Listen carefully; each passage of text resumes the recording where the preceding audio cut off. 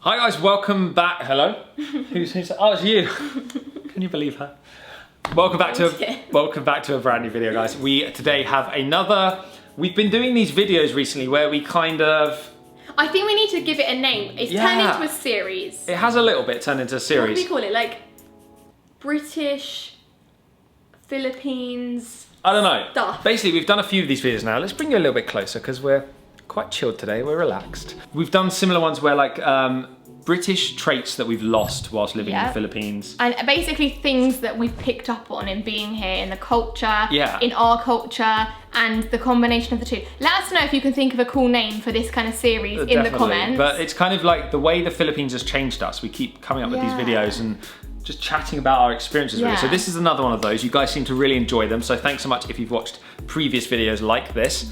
Yes. Today we have dumb moments as foreigners in the Philippines. So we got some funny stories for you. We're gonna go back in time. It didn't take us long to think of these, which says a lot. No, it didn't. I think when you've never been to a country like this, or when you've never been to Asia, I think you make a lot of mistakes. Originally. Or not even that, just going somewhere outside your comfort zone, outside what you're used to in life. I think it's quite normal. You're gonna learn by mistake. Okay, if you guys are new around here, then please help us out. If you see down here, see the Juicy Vlog, our channel name. Or this? Somewhere. I think this. One of these. The Juicy Vlog, it says our channel name, and then it says our subscriber amount, and we are trying to hit 500,000, 500,000. It's been a goal of ours. It's a huge, huge milestone. Yeah, it's a really good, it's gonna be like kind of mental really, going into 500,000. Yes. And if you guys can help us, if you can tell your friends, your family, if you can share our channel on your Facebook page, whatever you can do to get us to that 500k would be incredible. I think we're gonna hit it quite soon. I really hope so. And we really appreciate any of you guys watching this video. Yes, we're talking to you. If you're subscribed, we love you, you're the best, and it means so, so much to us. Definitely, and we saw some comments like, why do you ask for subscribers? Why are subscribers important to YouTubers? When you're a content creator online, we put a lot of effort into our work and our videos, and we love building this community. We've got so many amazing viewers, and we appreciate every single one of you watching. Yeah, we really do. And I think when you spend time making videos, you want people to see the videos, you want to build a community, and when you get a taste of that, which we now have, approaching 500k, you want to grow that even bigger and stronger. True. So I think that's the reason that we're asking you to subscribe. Because I feel like with our channel, I'd like to think that it's more of a story and you follow along with our lives, instead of it being just watching one video and then moving on. I like to think people think that they can be part of us and our journey, and they can watch along with us. So many of you guys come back every single day to watch our vlogs. So oh, we're holding you. Oh. This is a hug. Ready? Screenshot there. Hug us. That could be a thumbnail. Right, we're gonna get on with this video. We've got 5 or 6 or 7 or what? 6. What do we have today? I came up with 6. It's always a random number. 6. So number 1 we're gonna get straight into, and looking back, this is actually now quite a fond memory, and I don't even mind that it happened because we learned from it. That's the thing, you learn from mistakes in life. Okay, so number 1 is paying way too much on our first week in the Philippines. For a tricycle ride. Let me just tell you the story. I'm gonna make it a quicker story than it is because I've told this before to people, and I think I'm quite a slow storyteller, so I'm gonna try and be a bit quicker for you guys. We were in Puerto Princesa. We had actually already been to El Nido, and we were coming back to Puerto Princesa to fly out of the Philippines, I think. I think fly to Manila, then fly out of the Philippines, or maybe, I couldn't remember, on our first ever trip here, and we were hungry. We were a couple of hours early into Puerto Princesa for our flight out of the airport, so we were like, let's go grab some food, and we wanted to try Jollibee.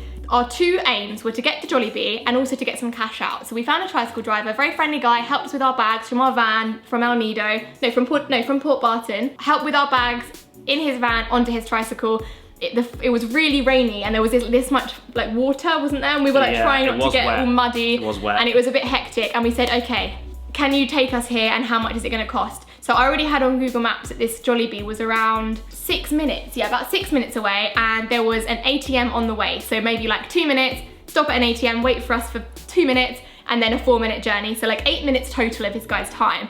Now, knowing what we know now, we know that should have been like less than 100, like how much would that be? It maybe depends where you are. 150 pesos maybe, in some places, 100 maximum. Yeah, I think. Maybe a little bit more if you're in some places, but around, I don't know, between 50 and 150 would have been like reasonable. What do you guys think? How much would you pay for that? Below. Let us know. An 8-minute journey to Jollibee, down the road, not too far, and oh, can we quickly stop the ATM, grab some cash so we can pay you? So this guy's like, okay, of course, not a problem. That's gonna be 900 pesos. And as naive tourists, as foreigners, we're like, 900 pesos, that's like, what's that? That's quite expensive, but we were like, 600 is like £10. £10. And then we're like, okay, so he's got to drive us all the way there. It's raining.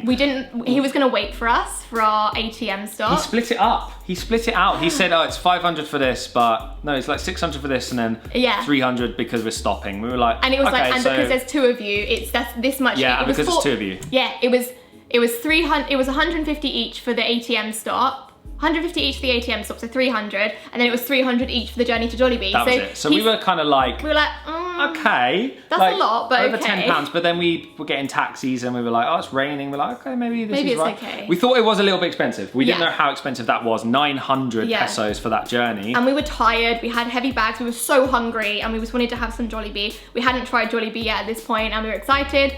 And we were just like, okay, it's fine. Let's just get in and go. We put this in the vlog, and everyone went crazy. People went crazy, like in the comments saying. People were saying, I'm so got sorry. Ripped off. Like, you guys need to learn the rates and stuff like that. And since then, obviously, we've been more careful because now we know the actual rate. The thing is, we always, if we use tricycle drivers when we're traveling stuff, we always tip generously, and we didn't even mind that it happened to us. And it's probably helped this guy. Exactly. The way I look at it, that guy got a lucky day with us. He had a bit of extra money than he would have usually got, and it wasn't too much skin off our nose. And he probably bought his family a nice meal that night, or something like that. That's the way we think of it. But obviously, it's not something we want to make a habit of, like overpaying for everything. But we do like to tip, like you said. So that's a dumb moment as a foreigner.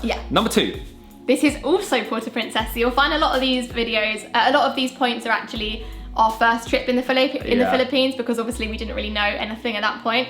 And to be honest, it's thanks to you guys, thanks to your comments. If you've been watching for a long time, let us know if you remember these vlogs. If you were watching back then, I know a lot of you were. Thanks to your comments, that's what's guided us into knowing what we're doing. True, we wouldn't have known without you. So many of you guys have helped us in so many different ways. Yeah. So this was us trying Filipino food for the very first time, day 1 in Puerto Princesa. We'd been to Manila, but only for a quick stopover. We didn't even eat in Manila because it was just an airport stopover. And we fancied dessert. We tried some, I think it was pancit or something. We were like, oh, and fancy. Like a curry. We want something sweet after this. We're like, oh, let's have a look at the dessert menu. Oh, what's this? It looked like an ice cream to us, like an ice cream sundae. Oh, it's called Halo Halo. Halo Halo. Halo Halo. Got a load of someone who follows us and Lucy on Instagram, who's from the Philippines, told us we must try this dessert. We've got some like jelly stuff in this red and clear. Hey, the ice cream looks good actually.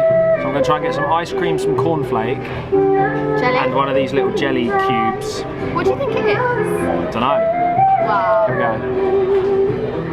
I like it. I like the ice cream. What's this Halo Halo thing? So we were like, oh, 2 Halo Halos please, or just one. I think we shared it. Because obviously in England, halo is like a halo, like an angel's halo. And it's spelt the same. So we ordered this Halo Halo. Dumb moment. We got it totally wrong. But the bigger dumb moment on top of this story is that we didn't realise that Halo Halo means mix, and you're supposed to mix it. The people at the restaurant didn't tell us, but maybe they thought we already knew or whatever. They weren't watching us eat. You don't expect to go to a restaurant and someone tells you how to eat the food like it's our fault. Exactly. It's no one else's fault. Totally our fault. All of these are totally our fault. So we didn't mix the Halo Halo. We were spooning items off and eating it. A piece of cornflake. Piece by piece, just, and then we were just left with the ice cream and stuff at the bottom. And we didn't mind it. Like it tasted okay. It tasted okay. It was like, I mean, it wasn't like, wow, this is amazing, because Halo Halo tastes great when you mix it and you get all the flavors. Eating a piece of like cornflake that's gone a bit soggy from the ice cream isn't great. So mixing it together is what makes it amazing. So we were kind of we were like, this is good, but I'm not too sure. Interesting concept, like a topped ice cream with all these toppings. We didn't realize you had to mix it. Number 3, underestimating the weather, and in particular in this story, a typhoon. Yes. We come from England, very mild weather. Everything's very average. Temperature in the summer, average. Rainfall, average, other than some floods here and there. Snow, when it snows, very average. Well, this is where we live specifically. Yeah, well, that's what I mean. I'm talking from our experience growing up, where we grew up, etc. So you come to the Philippines, you hear of earthquakes, typhoons, crazy storms, things like that. So we're in Bohol, we're traveling around, we're in Bohol, and we'd booked a ferry. We'd spent some time looking around Bohol, Tarzia Sanctuary, the Chocolate Hills, stuff like that. And we were leaving the next day. We'd heard this storm was coming, a couple of locals were talking about it, our hotel had warned us, and the guy who we'd rented our motorbike off had also warned us about this typhoon. Yeah, Alan. Alan, yeah. So, us being naive, had not prepared to be stranded in Bohol, had already checked out of our hotel or arranged to leave our hotel, and we thought it'll be fine. Yeah. We thought it'll be fine. The ferry will be running. We'll be able to leave. All our plans will be smooth. In our heads, we were like, oh, there might not be sunshine for 2 days, and it might rain a little bit, so we'll use our raincoats. We didn't realise that things get cancelled and typhoons can be dangerous. And really, I know you hear about typhoons, but you think about it in like American movies when it's like a cyclone chasing your car on like a crazy desert. And we thought there's no way it's going to be like that. We've been here a couple of weeks. We haven't seen anything like that yet. I don't know. We've seen some rain and stuff like that. But so we didn't make any preparations for possibly being stranded in a place with no hotel, no transport, because we'd returned our scooter, we checked out of our hotel. And then also thinking about missing future flights because we had about a 2-day window to get to Boracay in time before our flight out of the Philippines. We had flights booked. So, so of course we wake up the next morning, we try and go for our ferry, cancelled. And we're thinking, okay, we've totally underestimated this. Ferry's cancelled, and they were even saying it might be cancelled for a few days. I think we ended up staying a few more days. So we had to find, luckily the hotel we were in, I think, did we stay in the same one? Yeah, we did. I luckily we could extend in our hotel. We went back to Alan, got our motorbike back, and we carried on going around Bohol. But we hadn't pre-prepared for that. We thought all our plans would go smoothly, but they didn't. And since then, we've had things like earthquakes, volcano eruptions. We've experienced more typhoons, natural disasters, and now we know that this really can affect your plans, and you do really have to take them seriously and stay safe when these things happen. Stay very safe, Okay, number 4, we got so much hate for this. I know it was meant in a nice way and it was meant in a learning way, but we tried lechon with no rice. Looking back, that must have been the most greasy, salty flavour, and we didn't cut it with rice. We didn't have rice to take away from some of the flavour, so I'm kind of surprised at ourselves for doing this. I think we'd been eating a lot of rice, and we were like, oh, we better sort of slow down on the rice here. We're having it 3 times a day, and we were so not used to that. I don't think we realised that in Filipino food you often pair pretty much everything with rice. You have rice with every meal. So we were sat there trying lechon for the first time in Cebu, and the comments were like, great, glad you enjoyed it, but where is the rice, you guys? And we were, again, naive. Yeah. Dumb People. We were like, well, we want to try lechon. We know what rice tastes like. Why do we need to have rice with it? Exactly. We didn't really understand. I think that's the process. We're like, oh, we don't want to fill up on rice. We want to get as much lechon as possible. Yeah, it's like, this is the food that we're trying that we want to taste and experience for the first time. We've had rice so many times in our life. We don't need rice with it. But of course, it's the whole experience when you have the meal. Number 5, not respecting the time of day. Now, let me explain this. When we would first start traveling, doing island hopping trips, doing, I don't know, tours, things when we're out in the sun, in the heat. Day trips. Vlogging and stuff. We would selfishly plan these around the time of day that it would suit us to kind of get up and get going. No, but can I just add, we're daily vlogging like crazy at this point. We're not getting much sleep. We're editing at like midnight. It's uploading at about 3 a.m. We're getting a few hours sleep and then waking up later in the day because we were up late editing. Carry on. True. So we would kind of arrange island hopping tours for around midday, 11 to midday. We're like, oh, we'll get up around 10, have some breakfast, and then head down to the ferry port. Which is the wrong thing to do.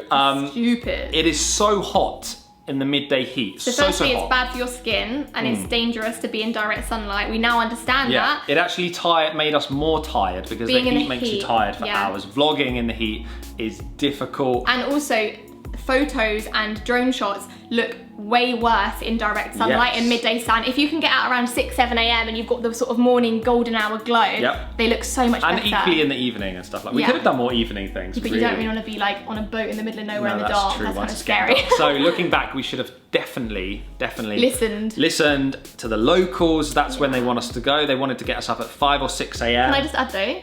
Remember White Island in Camagan? We had it to ourselves because we went at a stupid time. True, so that at that time it did. It's like sometimes it's like, if you love midday sun, if you love heat, do it because you get it to yourself. But looking back, now we're more experienced. We know what we're doing a little bit more. Yeah, we just get up at 6 a.m. We would just now. start a trip at 5 or 6 and that would be the best time to do it. Number 6. Underestimating the mountains. Underestimating the mountains on road trips. In particular, Toilets. Toilets is one. Yeah. Like, you need, especially for you, like... Yeah, I can't just do it at the side of a road, can I? I mean, I have been known. You have done. So things like toilets, as soon as you get into the mountains, there's no 7-Elevens, there's no... Don't drink too much water on a road trip. Yeah. The other one was once we nearly ran out of fuel in the mountains in our car. Yeah. So we'd been driving for a few hours and the fuel gauge was getting lower. But I don't on know the we even way noticed. to these places, even through the provinces and even if you're out of the city, there's a ton of gas stations, petrol stations, and you can always top up with fuel. So we were driving into the mountains thinking, oh, there'll be a petrol station soon. Petron or There Shell, whatever. are very, very few, and in some areas, none. We didn't realise this at first. We thought there would probably be gas stations as everywhere. we went along at certain intervals. So we just carried on for some reason. This is like talking like Benawe and like the secluded, real mountain province, the real like the best areas in my opinion. Some like of the most best areas to see and travel. Some of the best views and landscapes. But I mean, there are of course fuel stations, but sometimes you might be driving for like an hour and not see one. Yeah, and it got close for us. Yeah, it was got really very close. But luckily we found one. Yeah, we were and okay. up there, they're very small and basic gas stations, aren't they? So yeah, we learned our lesson on a lot of these points. Yes. Comment below, I'd be so interested to know if you remember any of these stories from our vlogs. It's so cool now we can sit here and look back at experiences and kind of see how far we've come with how we would deal with things now and do things differently. And also imagine if you'd never been to the Philippines and you stumbled across this video. How handy is this? Maybe that would be useful for You're some welcome. people. If our friends come, we'll send them this vlog. Yeah, we'll be like, just listen to what we say here and you'll be fine. Exactly. I hope you enjoyed this video, guys. If you did, please give it a thumbs up. If you have any more topics or things that you want to see us talk about in this kind of style video, let us know in the comment. Let us know in the message. Whatever you want to do. I've made chicken noodle soup for lunch. Ooh, is that what that is? So I need to go and stir it and serve up. We need to go and eat. Hope you guys have an amazing rest of the day. Subscribe to the channel if you're new around here. Give it a thumbs up if you enjoyed it, and we'll see you in the next Daily Juice. Goodbye, guys.